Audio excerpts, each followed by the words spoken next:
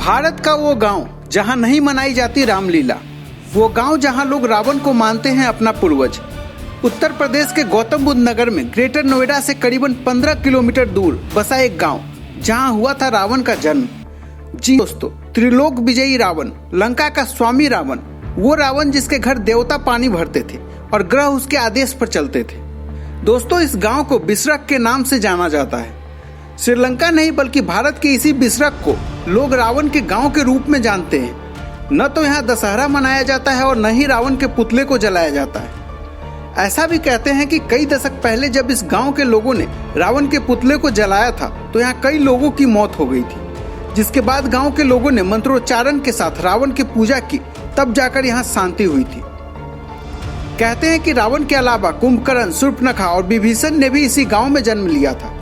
यही वजह है कि जब पूरे देश में श्री राम की जीत की खुशियां मन रही होती है तो वहीं इस गांव में रावण की मौत का भी शोक मनाया जाता है। दशहरा के दिन यहाँ लोग मातम मनाते हैं। स्थानीय लोग बताते हैं कि ऐसा नहीं है कि हम श्री राम को नहीं मानते, उनकी भी आराधना की जाती है, लेकिन दशकों से इस गांव में कभी भी रामलीला नहीं हुई है।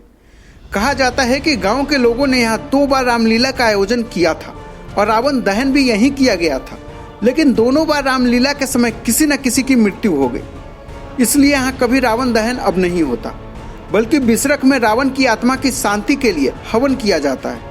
रावण संहिता के अनुसार बिसरख रावण के पिता बिसरवा ऋषि का गांव हुआ करता था। उन्हीं के नाम पर इस जगह का नाम बिसरख पड़ा था।